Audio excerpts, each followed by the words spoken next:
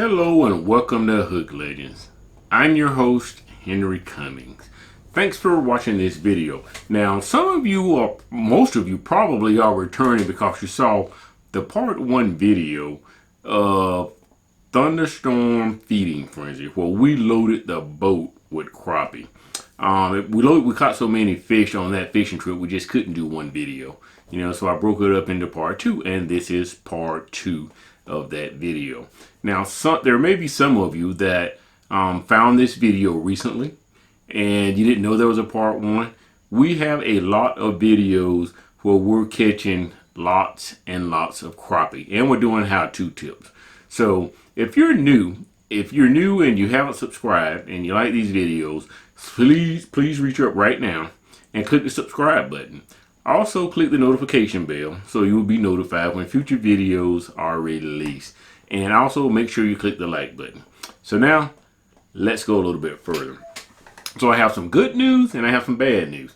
The good news is you're going to see some hot and heavy action, just as hot and heavy or even more action than you saw in part 1. The bad news is I had some, since all this was the same fishing trip, I had some audio issues in this particular video. The aerator for the bait, and it's hot. When you're out in 90-something degree weather, you got to have that aerator to keep your bait alive. But could have made some adjustments to my audio feed to make that a whole lot better. So I kind of missed that. So that's the bad news. So what I'm going to do, though, there's too much action. I thought about maybe just not showing the video, but there's too much hot and heavy action that I really want you to be a part of and enjoy this. So what I'm going to do is I'm going to put in some nice, smooth background music. You'll be able to see the action and hear some nice, smooth music while you do so. And I might jump in. I haven't decided yet. I might jump in from time to time to give you some tips and just comment on what's going on in the video. So once again, thanks for watching, and let's get to the action.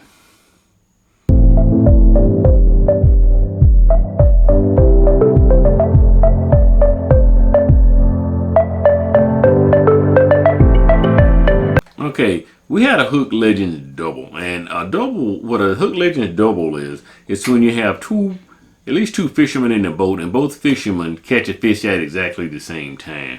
It's a good indication that you're in a good spot. It's a good indication that maybe you're about to catch a whole lot of fish. So it's always a positive thing when you can get a Hook Legend double. After a fishing trip, you look back and you think about how many of those doubles you had. There's usually a relationship between the number that you had and the amount of fish that you have in the boat. Once again, the doubles are a good sign. Now in this particular scene, the jig master is trying to figure out how he can keep all of these fish that we're catching and put them in a container somehow so he can take them to the house. So what he did was there's a 5-gallon bucket that he normally keeps his minnow bucket in. And the purpose of that 5-gallon bucket is to keep the minnows from flipping over when we're putting the boat in and moving around and whatnot. So what he's doing is he's trying to sort these fish out. Now, I was sitting there watching him, and I never did exactly figure out his methodology, whether he was putting big ones in one and small ones in the other, but whatever it was, he managed to keep all of them between that 5-gallon bucket and that cooler. So he accomplished what he set out to do.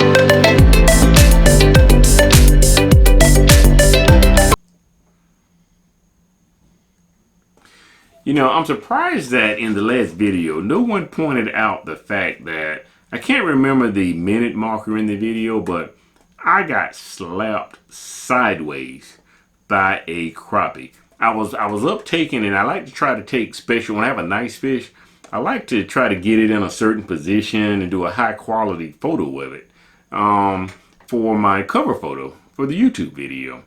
And this particular fish, I put him up and I saw him, you know, practicing. I saw him doing that, and no sooner than just when I was about to smile, he slapped me sideways. Now, I'm not going to confirm or deny that I've ever been slapped, but I can tell you, what that fish did to me ranks right up there, okay? That was an experience I'll never forget. I don't think I'll ever take another photo op with a fish that close to my face when those fish are moving that way. I'll never feel comfortable again.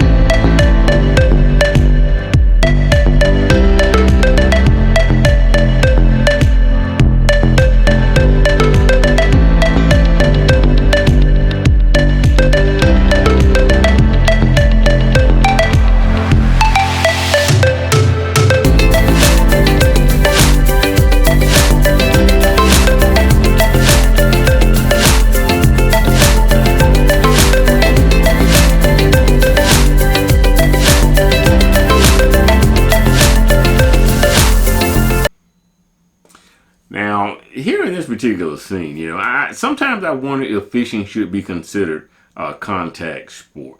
If you take a look at the jig master's finger here in this particular scene, that fish put up a fight. I'm not exactly sure who won. I guess the jig master did, since the fish is inside of the boat, but you have to be careful when you're picking those fish up because they can get you with those fins.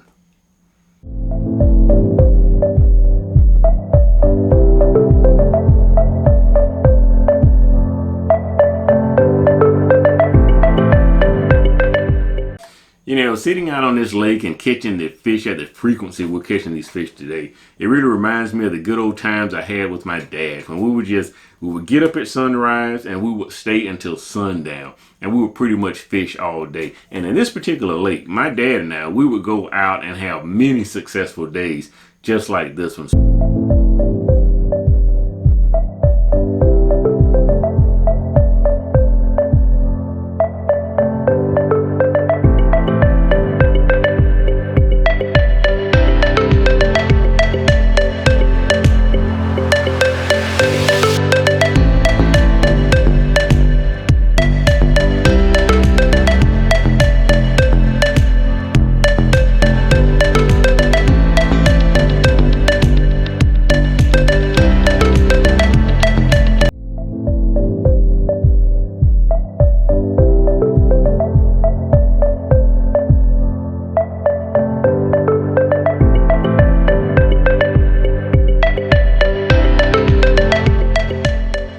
If you take a look at this scene here, once we zoom in on it, you're going to see that on this particular fishing trip, there's schools of fish all around the boat. These schools were moving around in an area, and I happened to get this screenshot here when there was a school passing by directly beneath the bottom of the boat.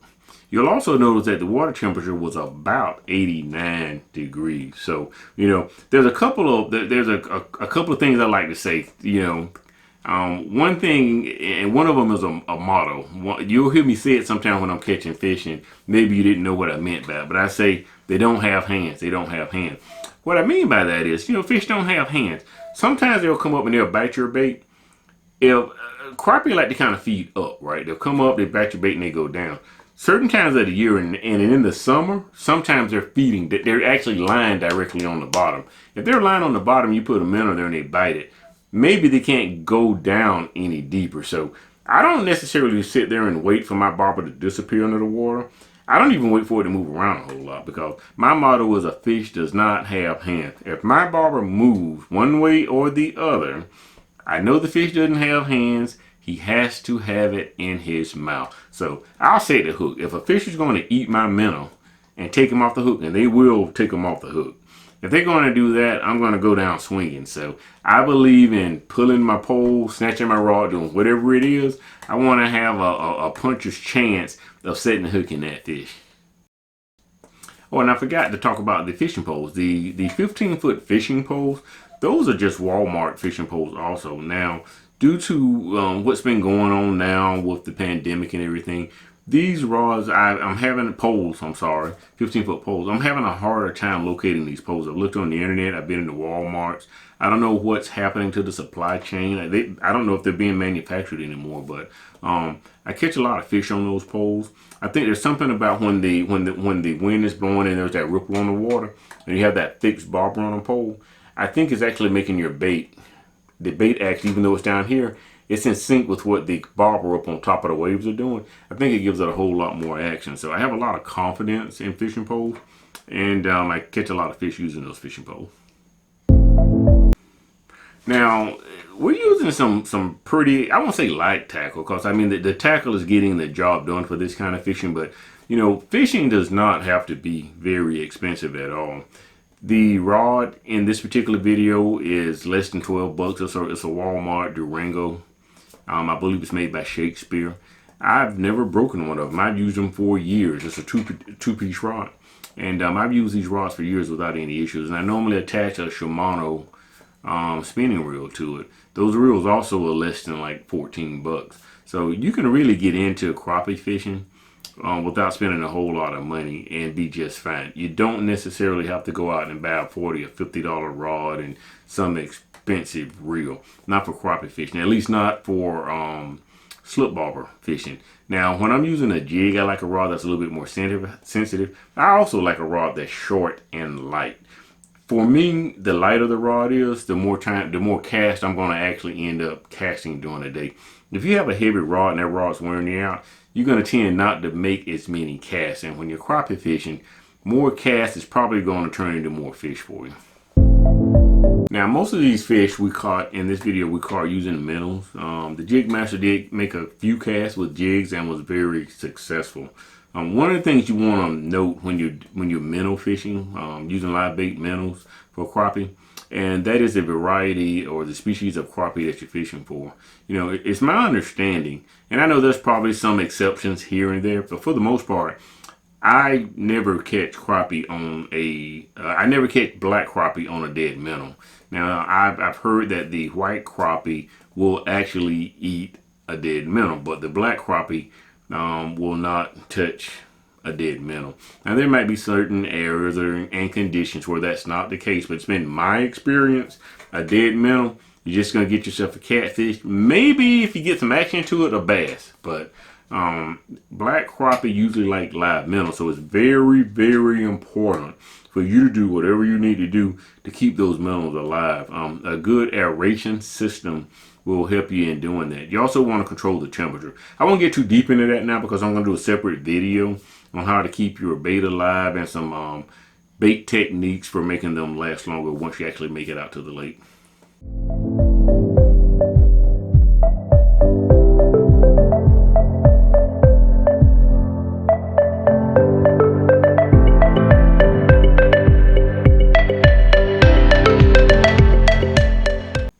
Now at this point, we pretty much have discovered that these fish are putting up little resistance. So somewhat of the competitiveness has gone on at this point in this fishing trip. So we decided to stop fishing for the crappie and go off and do something else. So we decided to go out and drag some worms for bass, and I ended up catching one. This lake has humongous bass in it. Although I didn't catch one here on this fishing trip, it was a nice change up instead of just throwing that minnow out there, hooking a fish and reeling them back in. I mean, I had a blast. It was fun, but we caught so many of them, I was just kind of ready to go off and try something different.